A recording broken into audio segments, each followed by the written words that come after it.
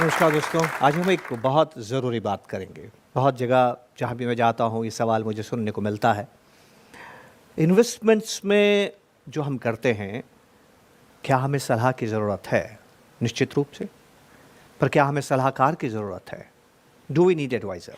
क्योंकि हमारा ये मानना है कि आज के ज़माने में जहाँ की विस्फोट हो गया, क्रांति हो गई कम्युनिकेशन की, इन्फॉर्मेशन की। कोई भी इन्फॉर्मेशन, कोई भी कम्युनिकेशन, कोई भी विचार, कोई भी सलाह आपसे दूर नहीं है, आपके हाथों में है, आपके स्मार्टफोन पे है। क्या ऐसी स्थिति में एक एडवाइज़र की, एक सलाहकार की हमें ज़रूरत है? और सलाहकार अगर ज़रूरत है तो उसको कैसे चुना जाए?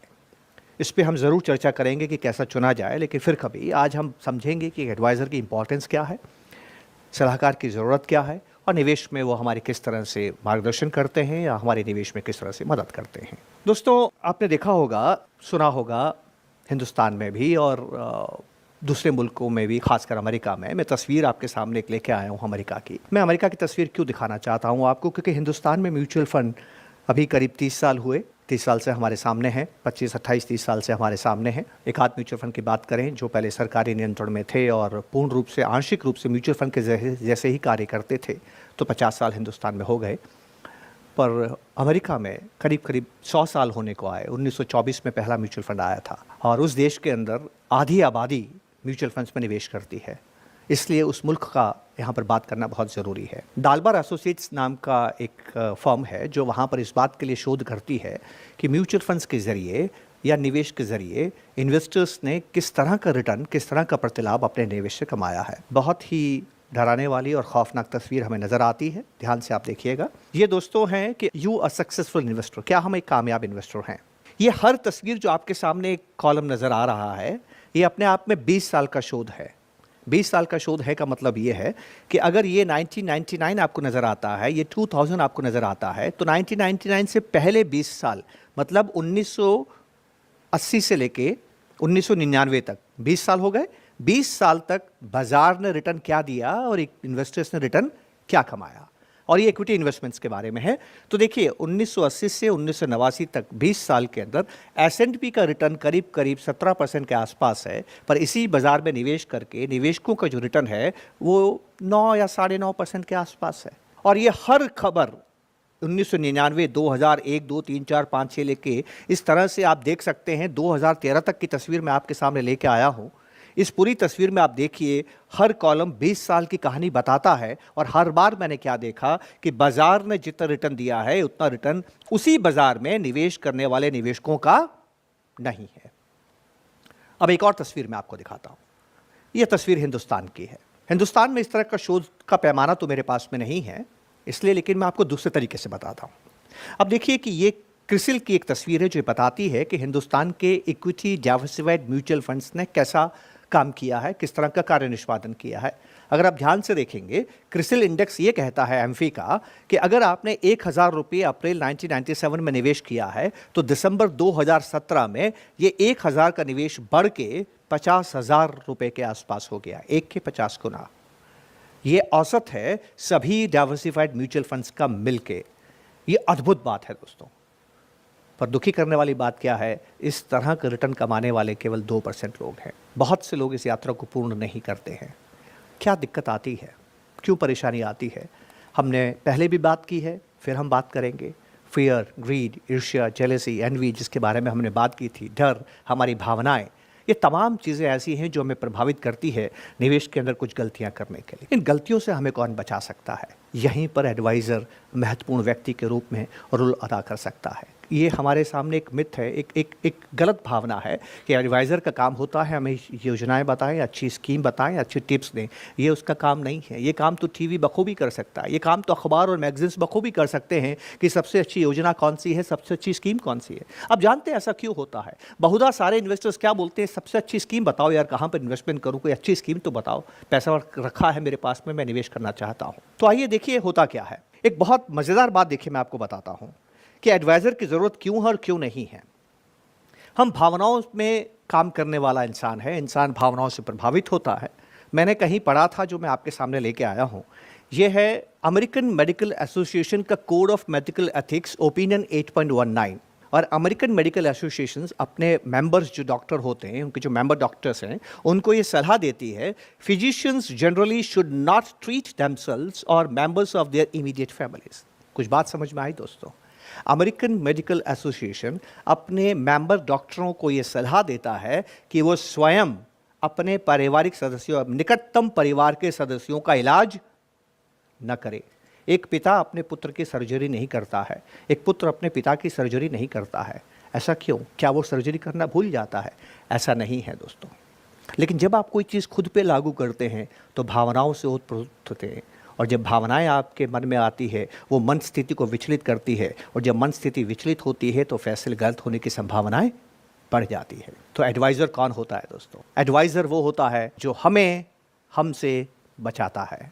दुनिया के महान कामयाब अर्थशास्त्रियों का ये मानना है कि निवेश में आपका सबसे बड़ा दुश्मन आप स्वयं हैं। जितना नुकसान आप स्वयं को पहुंचा सकते हैं उतना नुकसान आपको कोई दूसरा नहीं पहुंचा सकता, क्योंकि जब दूसरा आपको नुकसान पहुंचाता है तो आप प्रतिरोध करते हैं, पर जब आप खुद को नुकसान पहुंचाते हैं तो समझ में नहीं आता है दोस्तों। एक और बात मैं आपसे कहना चाहता हूं, अगर इन्वेस्टमेंट आसान होता ना तो दुनिया में सब कामयाब होते। ज़्यादातर निवेशक कामयाब नहीं हो पाते हैं क्योंकि निवेश देखने में तो सिंपल नज़र आता है दोस्तों, सरल नज़र आता है, पर वो आसान नहीं होता है, क्योंकि उसमें इमोशंस होते हैं। इमोशंस आपके मोशंस को तय करते हैं। मैं कहानी के ज़रिए इस बात को आपके साथ बात करने की कोशिश करता हूँ। एक और दुविधा है, बहुत से निवेशकों का ये मानना है कि फाइनेंशियल एडवाइज़र की ज़रूरत इसलिए नहीं है क्योंकि अखबार, मैगज़ीन, टीवी वगैरह वगैरह हमें बहुत सी इन्फॉर्मेशन देते हैं और उस इन्फॉर्मेशन के ज़रिए मैं अपना पैसा खुद संभाल सकता हूँ। क्या हम खुद अपना पैसा संभाल सकते हैं? आइए एक कहानी को समझने की कोशिश करते हैं। हम बहुधा जब निवेश करते हैं तो मार्केट को प्रेडिक्ट करते हैं। क्या हम बाज़ार को प्रेडिक्ट कर सकते हैं? We can't. बाज़ार में जितने उतार चढ़ाव आते हैं वो वैसे ही हैं जैसे जीवन में आते हैं। मैं हिंदुस्तान का नहीं, फिर से अमेरिका का बाज़ार दिखाता हूं, क्योंकि हिंदुस्तान के बाज़ार की कहानी 35 साल पुरानी है, पर यह कहानी मैं आपको 70-80 साल पुरानी दिखाता हूं। पिछले 80 साल से आप देखिए डाउ जोन्स के अंदर जितनी बार डाउ जोन्स में बढ़त देखी गई है उतनी बार गिरावट भी देखी गई है।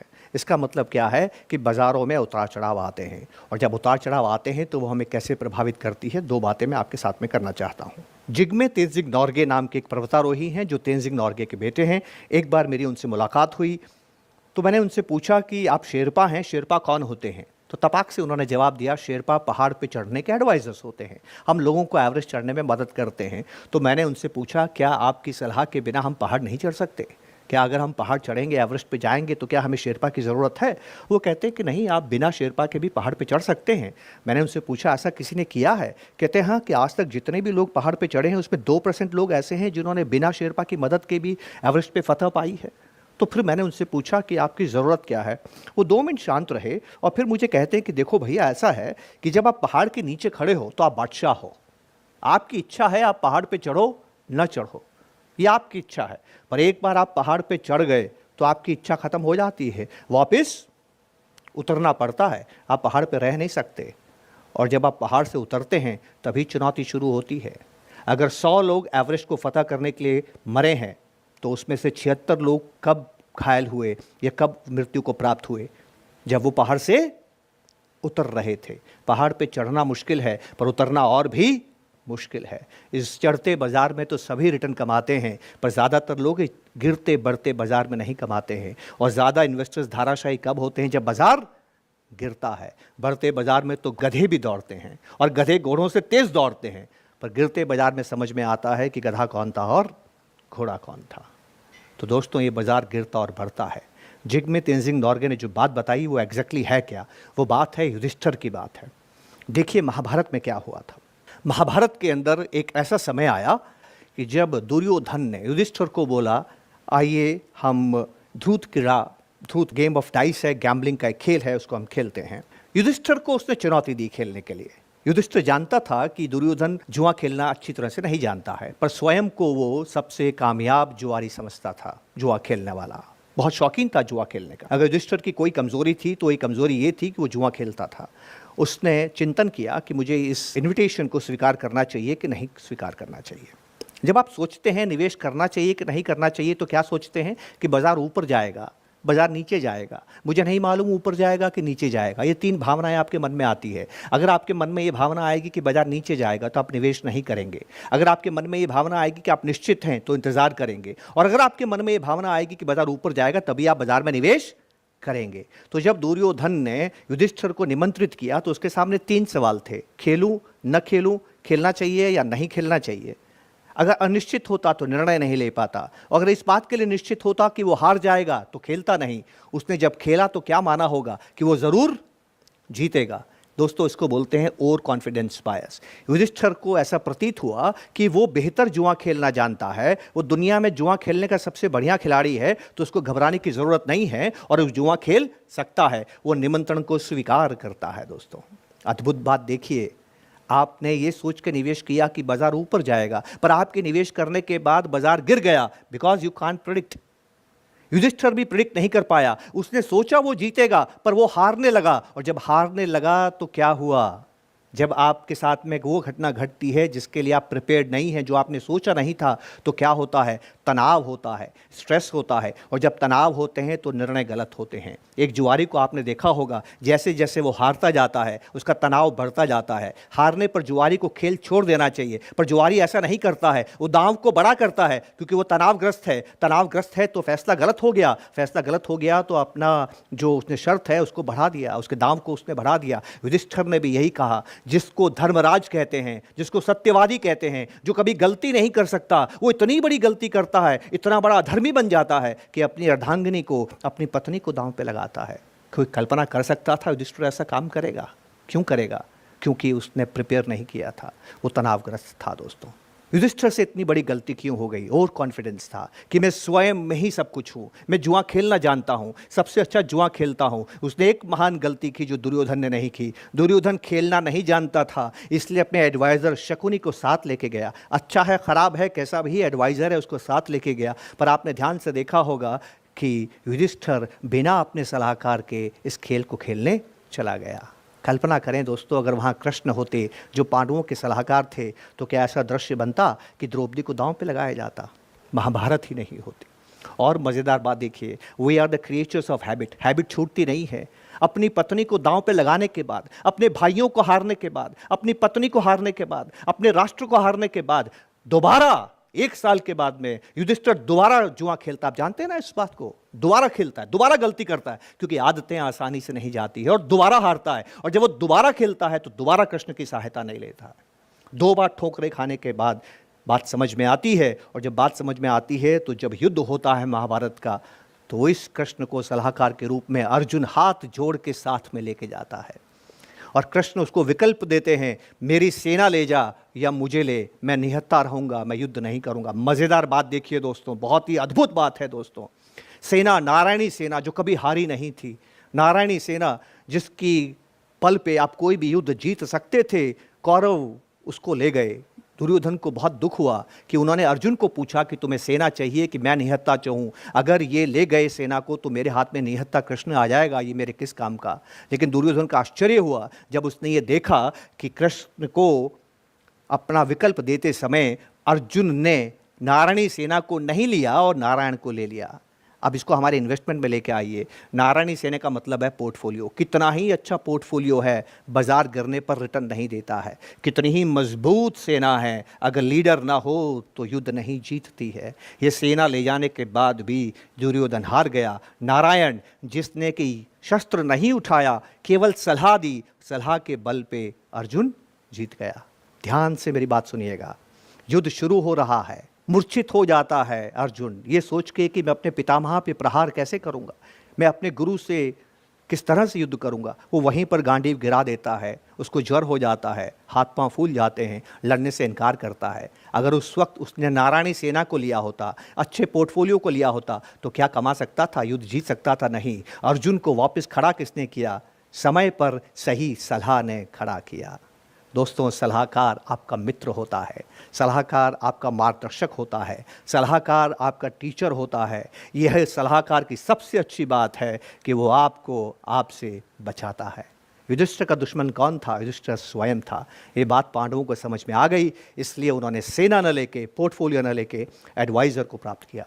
एक अच्छा एडवाइज़र अगर आपको जीवन में मिल जाता है तो वो आपके कामयाब इन्वेस्टमेंट के सफ़र में बहुत बड़ा साथी साबित होता है। दोस्तों बहुत बहुत शुक्रिया, नमस्कार, जय हिंद। Thank you. ऐसे और वीडियोस देखने के लिए सब्सक्राइब करें हमारा यूट्यूब चैनल। म्यूचुअल फंड निवेश बाजार के जोखिमों के अधीन हैं। योजना से जुड़े सभी दस्तावेजों को ध्यान से पढ़ें।